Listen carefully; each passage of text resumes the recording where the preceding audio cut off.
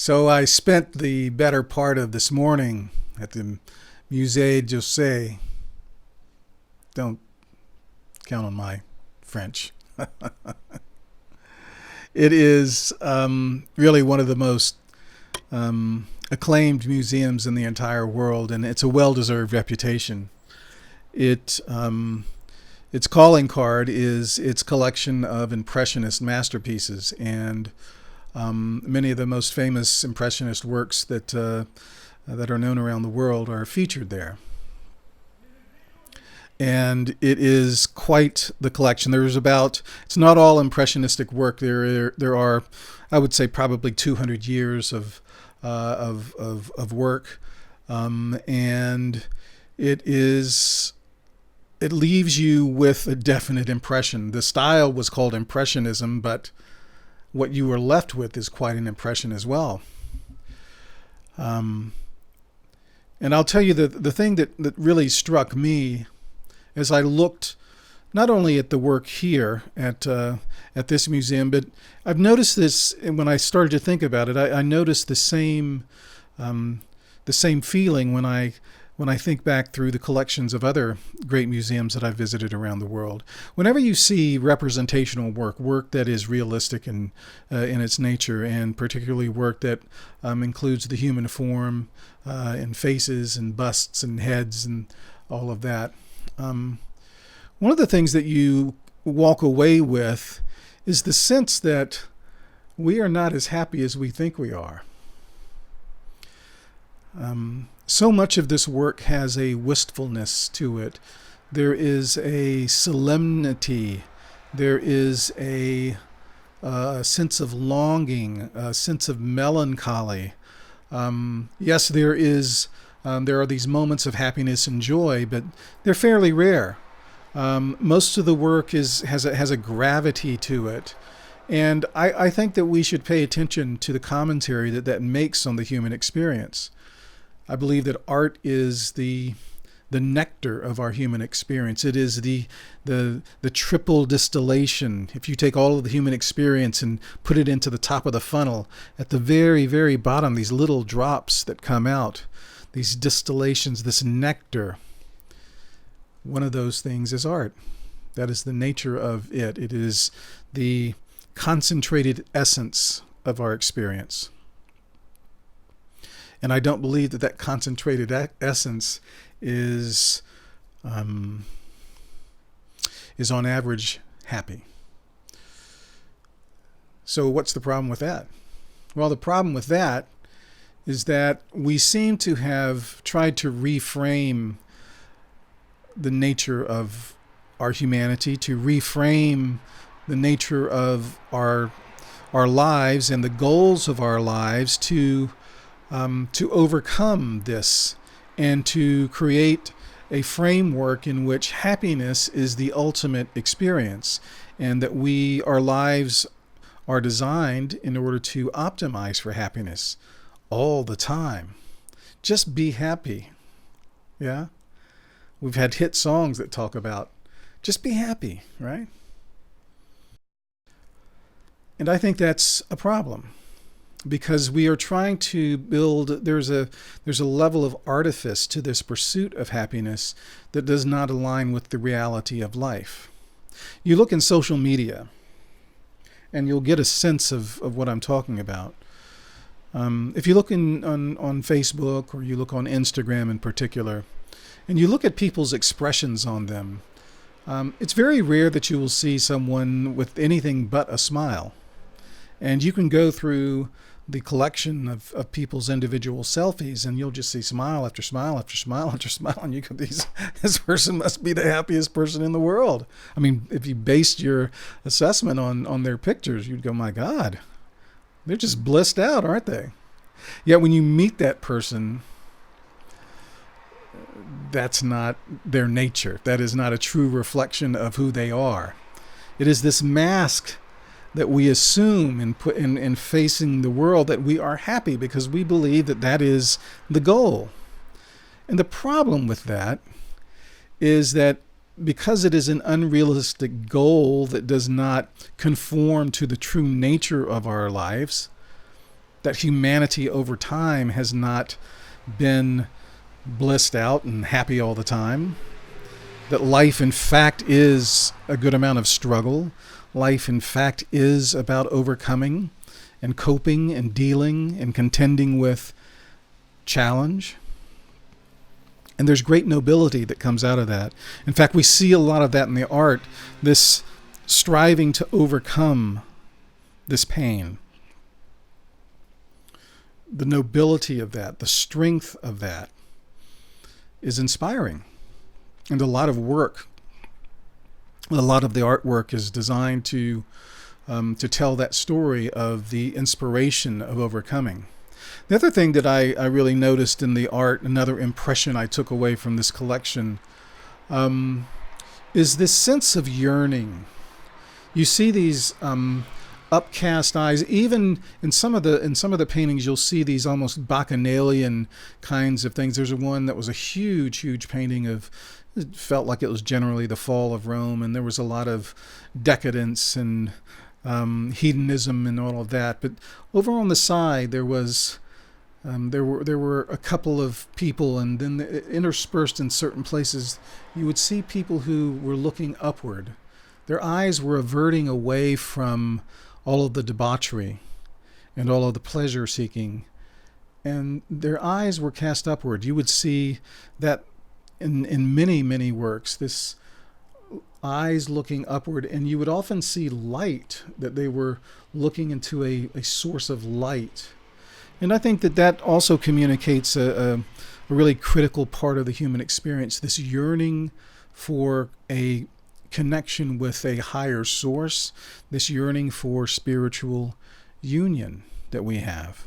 This is another very potent and powerful part of the human condition.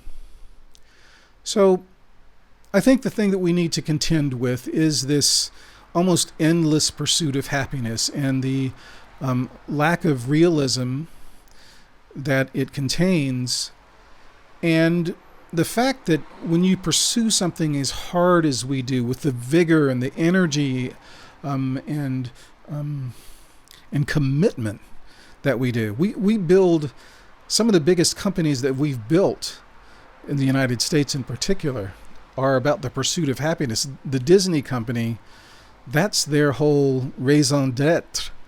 That is their reason for being, right? The happiest place on earth.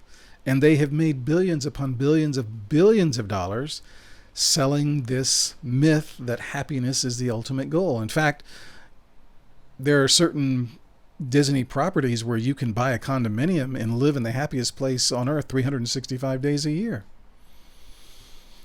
It seems to me a very childish kind of thing, this preoccupation that we have with happiness. And I think that the more we pursue it, and with the more vigor that we pursue it, the less happy we become, because we cannot get it.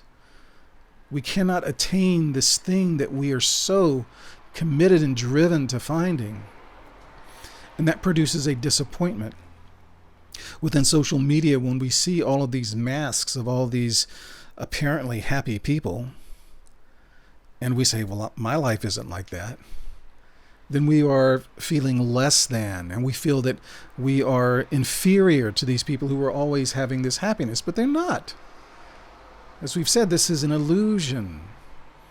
We are being disappointed because we are not duplicating this illusion as well as some other people are. Curious thing. And so this disappointment brings suffering. And the disappointment in feeling inferior and less than other people, then what does it produce in us? It produces us, well, I've got to be happier. I've got to fix this and so what do? We trigger this pursuit even harder. I'm going to do it even more. If I look better, and if I smile more, and if I do more fun things, and I go out dancing every Friday night, and if I hang out with friends more, and I drink more, and I do all of these things that everyone seems to be being happy from, then I'll be happy too. But it is not the case.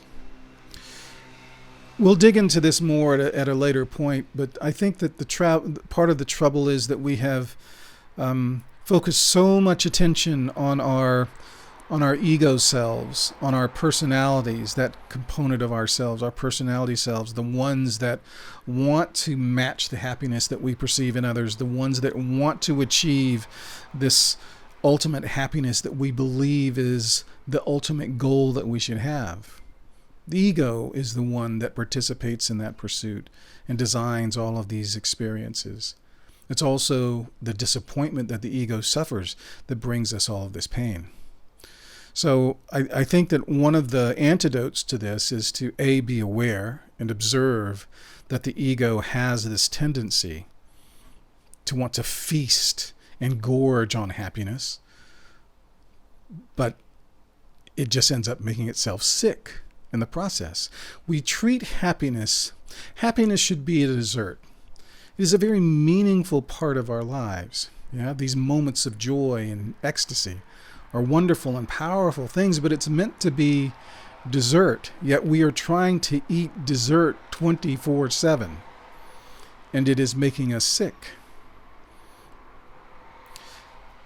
The antidote is to diminish this attachment to the self that is so absorbed and obsessed with this ultimately false pursuit. Ultimately, this pursuit that can never be a hunger that can never be quenched, that we need to disassociate ourselves or diminish our attachment to that ego self, to the personality, and to spend more time in relationship with the one that observes this personality. You know, when you comment on yourself, if someone asks you how you're doing, and whatever you say is an observation you are making on your personality. I am observing that my ego self is having these encounters in the world, and it is producing these emotional responses in me. The one who is making these judgments and these evaluations is an observer of the ego, of the personality. This observer, does not feel pain, does not feel disappointment. That is the work and that is the domain and the realm of the ego. The observer is above that. Beyond that, it is non-emotional, non-judgmental, and it is not obsessed with the things of the flesh and of the world. And at the point that we begin to recognize that the ego is responsible for so much of the confusion, misapprehension, and struggle and suffering, the more we need to create distance and perspective on it, and the more time we need to spend with the one who is observing the ego. There is no sadness in the observer. There is no disappointment in the observer. There is no beginning and no end in the observer. There is no high or low or width or thickness to the observer. The observer is consciousness, awareness. And at the point that we begin to nurture our relationship with that part of ourselves, the conscious mind of ourselves, then we're on the road to a level of meaning that the goal of life is not to pursue happiness. The goal of life is to pursue meaning. Meaning is enduring. Happiness is always fleeting, always fleeting. But meaning is enduring, and it feeds and nourishes the soul. So think about this obsession that we have with happiness. And, many of these works are available on online. Almost all the great collections of the art world are available online. Go and visit the Museum of Modern Art. Go and visit online if you can't be there in person, the Tate Museum, the Frick, the Guggenheim, the Musée d'Orsay, the Louvre. Take your pick. Go look at any of the great collections of humanity, and know that the human experience is remarkably consistent over time. We have not added anything to our game over the millennia that has allowed us to transcend the human experience. We haven't figured something out in the last 2 centuries that all of a sudden make us a different kind of creature with a different kind of spirit who has figured out the mechanics of existence in a way that, oh, we're just happier people now. We're happier creatures, and we should always be happy. Observe the way the art speaks to us about the true nature of our experience. Appreciate the joy. Appreciate the happiness, not only in the way it is represented in art, but also appreciate it deeply in the way that you experience it in your life. But don't treat happiness like a dessert that should be every course of every meal every day. The pursuit of happiness is making us unhappy. That's worth thinking about. I wish you peace.